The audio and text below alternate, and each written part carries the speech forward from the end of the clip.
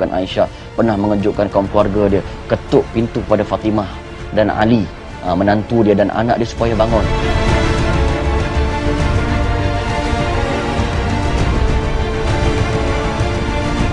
Turun ayat Lailatul Qadri khairum min alfi syahr, kan, bahawa malam itu kadang lebih baik daripada 1000 bulan itu bagi umat Muhammad.